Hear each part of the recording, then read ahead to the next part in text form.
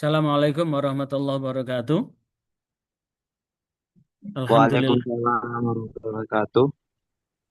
Alhamdulillah. Allahumma sholli wa salim wa barik ala sayyidina Muhammad wa ala alihi wa ashabi man irtadah ma ba'd. Alhamdulillah, hari ini kita bisa melaksanakan perkuliahan secara online. Sekarang paling ya beberapa ya gigi saya kumat ini sakit. Kita hari ini akan membahas tentang hadis tentang larangan menjatuhkan talak pada istri tatkala sedang haid dan iddah bagi wanita yang hamil. Sekali lagi, hari ini kita akan membahas hadis tentang larangan menjatuhkan talak pada istri ketika menstruasi dan iddahnya bagi wanita hamil. Bahwa sesungguhnya Allah sudah menjadikan kehidupan ini berpasang-pasangan. Makhluk Allah ini akan berkesinambungan dan berkelanjutan manakala ada anak turun. Bagaimana mewujudkan anak turun itu? Maka tentu dalam rangka mewujudkan anak turun yang berkah dan baik adalah anak turun yang dilahirkan dalam dalam apa? Dalam sebab karena adanya pernikahan.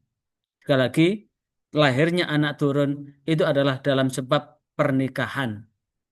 Artinya, nikah dulu baru kawin, bukan kawin baru nikah. Apa itu nikah? Nikah itu adalah bersatunya dua insan yang berbeda jenis dengan rukun dan syarat yang sudah ditentukan, yang secara sah rukun itu terpenuhi, syarat pun terpenuhi.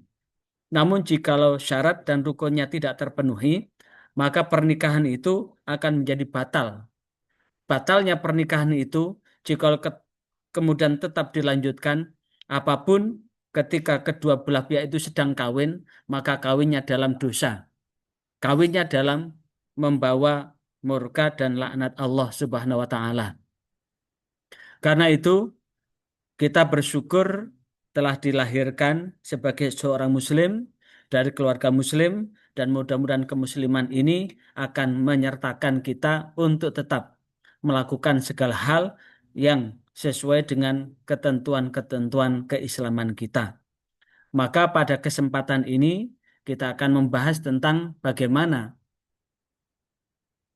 ajaran Rasulullah buat umatnya untuk tidak menjatuhkan talaknya pada istri ketika istri itu sedang haid dan bagaimana ketika seorang perempuan itu berpisah dengan suaminya, apakah ini adalah berpisah dengan kematian, maka perpisahan ini menunggu iddahnya, bagaimana iddahnya wanita yang hamil. Karena itu menjatuhkan talak pada istri yang sedang haid dan sedang hamil itu tidak boleh. Sekali lagi, menjatuhkan talak pada istri yang haid atau dan sedang hamil itu tidak boleh. Berkaitan dengan hadis tentang larangan mentalak istri saat haid, di dalam hadis yang diriwayatkan oleh Imam Muslim, di dalam kitab Sahih Muslim, hadis 2675, telah diceritakan oleh Yahya bin Yahya At-Tamimi, dia berkata, apa yang dikatakan saya membaca di hadapan Malik bin Anas dari Nafi dari Umar bahwa bahwa di masa Rasulullah SAW dia pernah menceraikan istrinya padahal istrinya sedang haid atau menstruasi.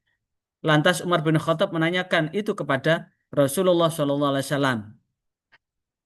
Sekali lagi Rasulullah Umar bin Khattab menanyakan itu kepada Rasulullah SAW mengenai sahabat yang telah menceraikan istrinya saat menstruasi itu. Maka Rasulullah SAW Rasulullah faqala lahu, maka berkatalah kepada Umar bin Khattab itu Rasulullah SAW, murhu fal yuraji. Apa itu murhu? Teng apa? Tunggulah. murhu, perintahkanlah Umar kepadanya. Perintahkanlah Umar kepadanya. Hu itu merujuk kepada Abdullah. Abdullah itu siapa? Abdullah itu adalah anak Umar bin Khattab. Sehingga dikenal dengan Ibnu Umar. Ini artinya Ibnu Umar pernah menceraikan istrinya ketika istrinya sedang menstruasi. Dan Abdul Umar bin Khattab bertanya kepada Rasulullah mengenai itu. Maka Kan nyari Rasulullah dia kan dia harus habis itu. Besok ibarat. murhu. Itu Mbak Ci. Rasulullah Nanti memerintahkan main. murhu. Loh, nanti foto dulu aja nanti. Ya. Ini Mas Reza mana ini? Mas Reza, saya share ya, bisa biar dibaca bareng-bareng ya. Kelihatan nggak? Halo? Ini ya. Faqala lahu, maka bersabdalah lahu kepada Umar bin Khattab Rasulullah SAW. Apa yang dikatakan oleh Rasulullah kepada Umar? Murhu, perintahkanlah Umar kepada Abdullah atau Ibnu Umar fal yuroji fal yuroji. Apa fal yuroji? Kembali rujuklah kepada istrinya. Summa litarguha, kemudian tunggulah hatta tadhuro, hingga dia suci. Summa tahidho, kemudian dia haid. Summa insya'a amsaka, kemudian jikalau engkau berkeinginan untuk tetap menahan ba'du, sesudah menstruasi dan suci itu, silakan tetap ditahan, tidak melanjutkan untuk mencerai. Fa in syaa talaqa, dan jikalau berkeinginan untuk menceraikan qabla antamassa, sebelum dikumpulinya kembali. Fatil kal iddah, dan itulah iddah allati amarallah, itulah iddah yang telah Allah perintahkan. Ayyut talaqa, untuk apa? Untuk menceraikan lahun nisa, baginya pada istrinya. Artinya hadis ini menegaskan bahwa Rasulullah melarang untuk bercerai dan menceraikan istrinya saat menstruasi. Jika bagaimana sudah terlanjur dicerai, maka segeralah rujuk. Segeralah rujuk. Kembali lagi. Dan setelah rujuk, tunggu sampai dia suci, lalu dia menstruasi, kemudian suci, dan setelah itu, jika ingin tetap bersamanya, maka bisa tetap bertahan. Jikalau tetap berkeinginan untuk menceraikan, segera menceraikan sebelum dia menggaulinya kembali. Kemudian di dalam hadis berikutnya, hadatsana Yahya bin Bukair, hadatsana Lais, qala hadatsani Ukail an Abi Syihab, qala akhbaroni Salimun anna Abdullah bin Umar telah mengabarkan kepada Imam Bukhari ini. Imam Bukhari menerima dari Yahya bin Bukair. Yahya bin Bukair menerima dari Lais. Lais dari Ukail. Ukail dari Ibnu Syihab. Ibnu Syihab mendapatkan kabar dari Salim. Dan Salim menyampaikan bahwasanya Abdullah bin Umar ini menceritakannya kepada Salim. Kemudian nahu tolako imrotahu, dan dia menceritakan bahwa Abdullah bin Umar ini telah menceraikan istrinya. Wahya haidun, sementara istrinya itu dalam keadaan menstruasi. Fadzakara Umar, maka kemudian Umar mengingat, eh, me- meminta nasihat. Fadzakara Umar bin Khattab, ayahandanya, menceritakan itu, menyampaikan itu li Rasulillah Shallallahu Alaihi Wasallam kepada Rasulullah Shallallahu Alaihi Wasallam. Kemudian fataghayyadha. Kemudian Rasulullah Shallallahu Alaihi Wasallam marah fihi terhadap apa yang telah dilakukan oleh Abdullah bin Umar itu. Fataghayyadha fihi Rasulullah Shallallahu Alaihi Wasallam. Rasulullah Shallallahu Alaihi Wasallam marah atas apa yang dilakukan oleh Abdullah bin Umar itu. Tsumma qala, kemudian Rasulullah bersabda, liyuraji'ha, hendaklah dia merujuknya kembali. Hendaklah dia rujuk kembali, membatalkan ceraian itu. Tsumma yumsikha, kemudian tahanlah dia hatta tathura, hingga dia suci, summa tahidha, kemudian dia menstruasi, fatathura, kemudian dia suci, fa inna bada lahu ayyutliqa, dan jika dia ingin tetap menceraikan, fayutliqha, maka ceraikanlah tohiron dalam keadaan suci, qabla ayyamassaha, sebelum dia menggaulinya kembali. Fatil kal iddah, dan itu termasuk dalam kategori iddah, menunggu masa dia untuk menceraikan atau tetap menahannya. Kama amarallah, sebagaimana telah Allah perintahkan kepadanya. Kemudian penjelasannya, ghadha yaghidhu artinya fataghayyadha dari kata ghadha, yaghidhu artinya membuat marah. Ulama membagi tingkatan marah itu ada 3. Marah tingkat tinggi, marah tingkat sedang, dan marah tingkat rendah. Kemudian liyuraji'ha artinya rujuklah. Liyuraji'ha artinya diperintahkan untuk rujuk. Ini tak sebentar ya. Ini kayaknya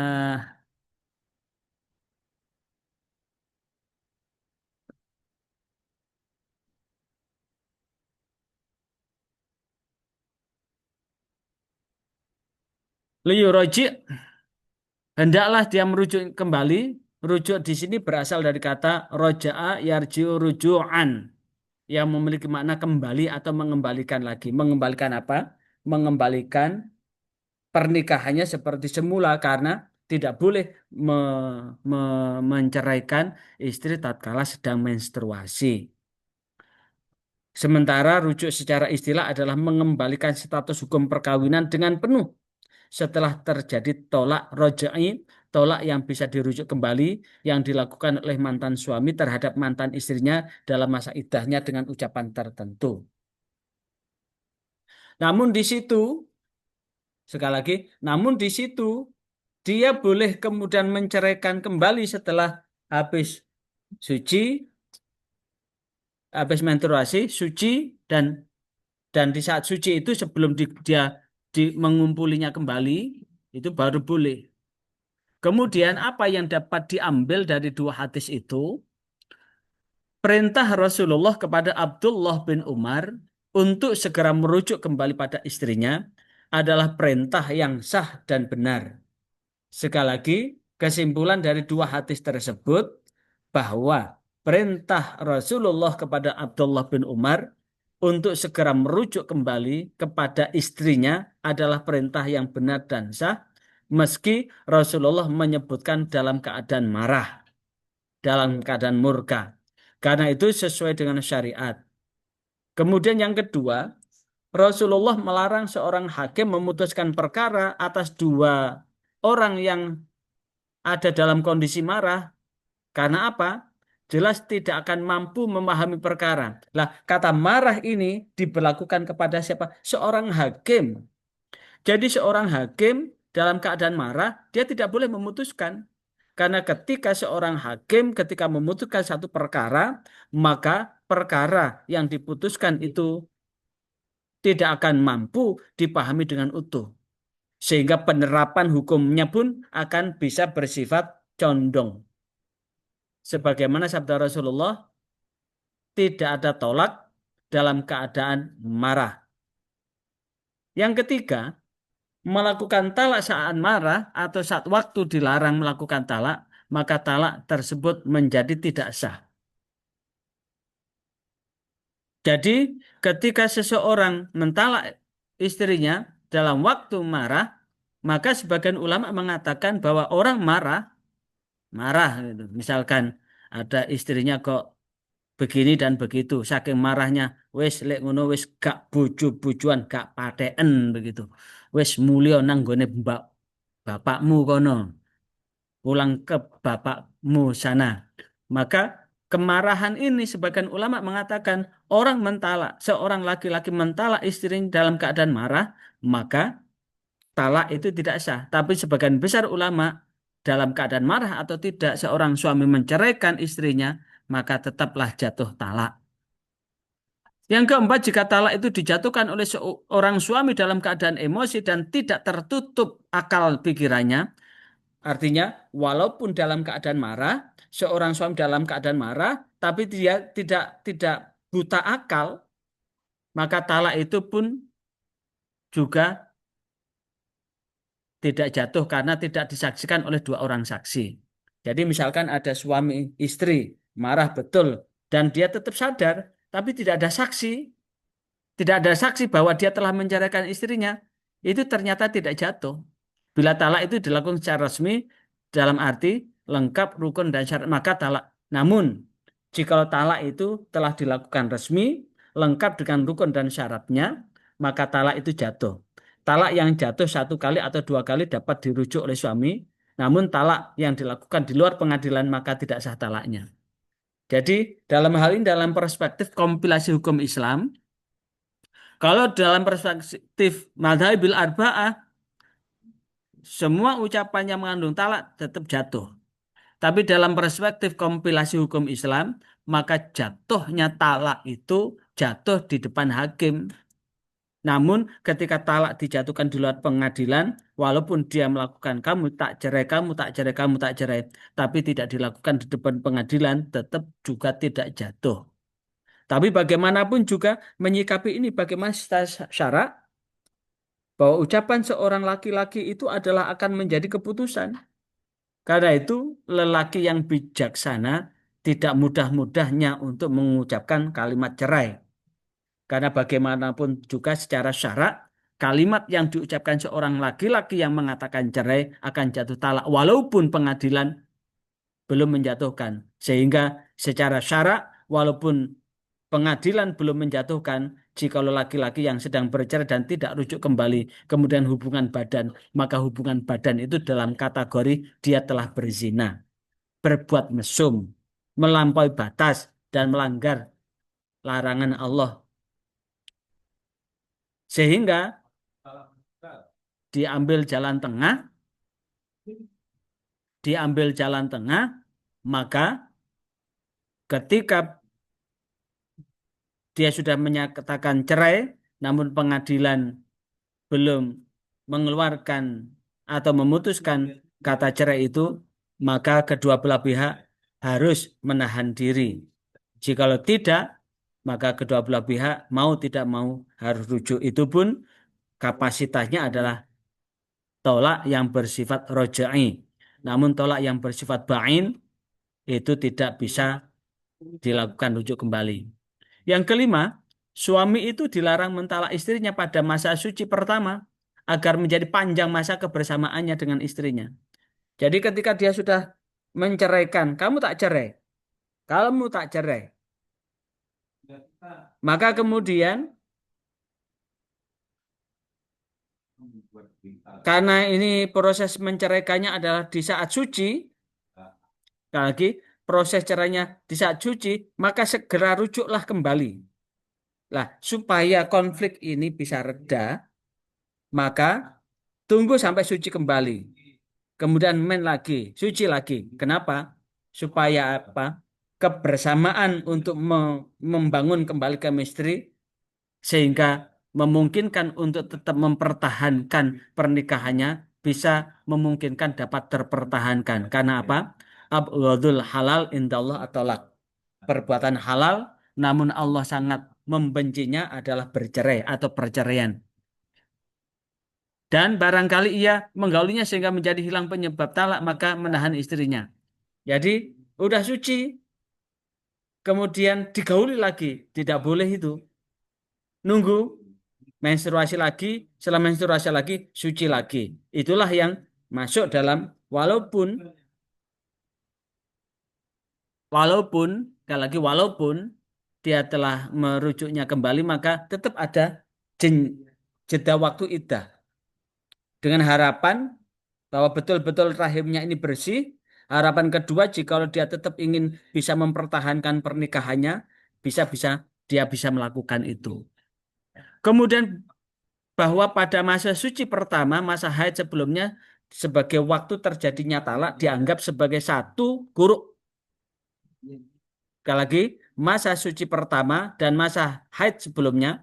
Jadi haid, suci itu salah satu kuruk. Kemudian men lagi, suci lagi, kuruk kedua. Kemudian men lagi, suci lagi, itu kuruk yang ketiga. Sehingga kalau salah satu kuruk itu dihitung dengan 3 kuruk itu diartikan dengan menstruasi, berarti 3 kali menstruasi 4 kali suci. Kalau diukur dengan suci, kuruk itu suci berarti 4 kali men, 3 kali suci. Sehingga kompilasi hukum Islam mengambil satu kesimpulan masa iddah itu 130. Karena 3 kali menstruasi itu kan butuh waktu 90 hari. Ditambah 1 bulan lagi, sehingga genap 130.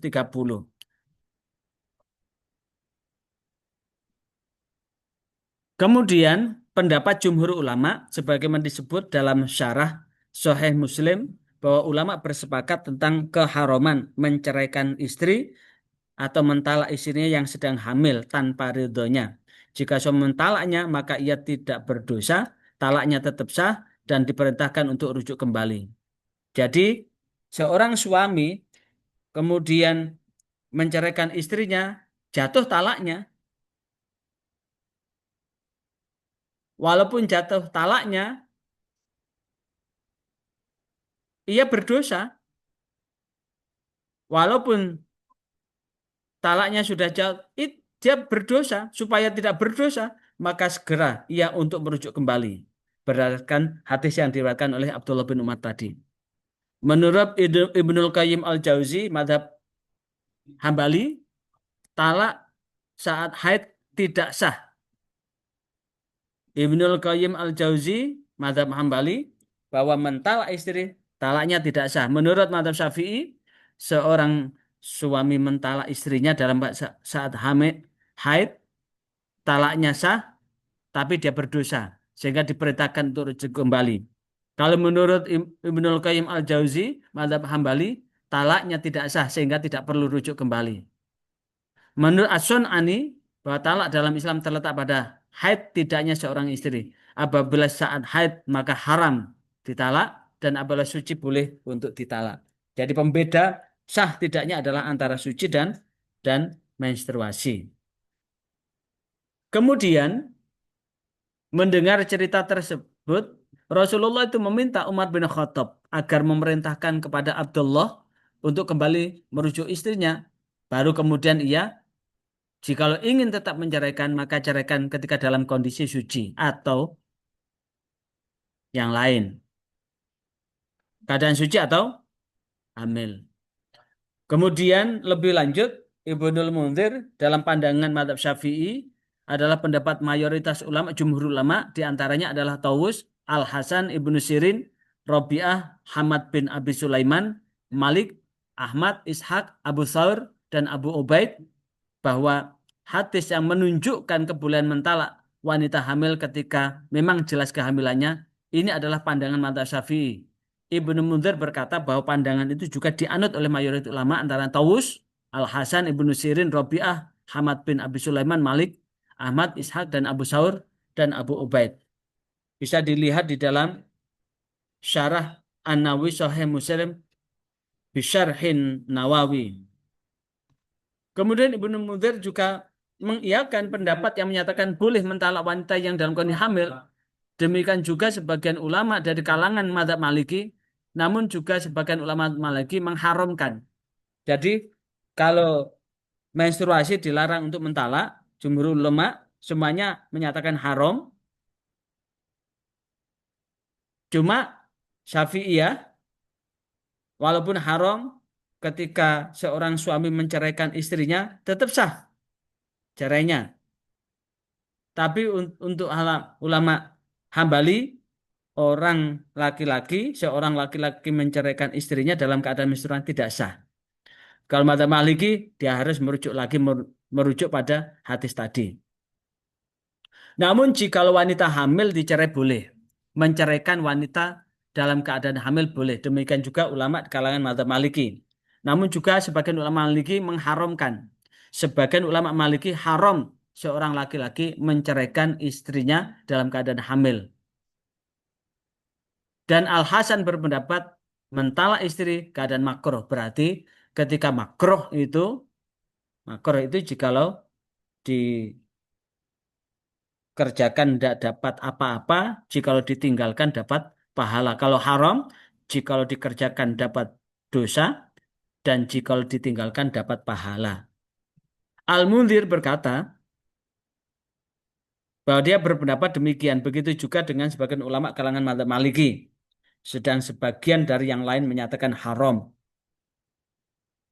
Kemudian pendapat yang dianggap kuat dalam pendapat mayoritas ulama membolehkan penalaan istri yang sedang hamil.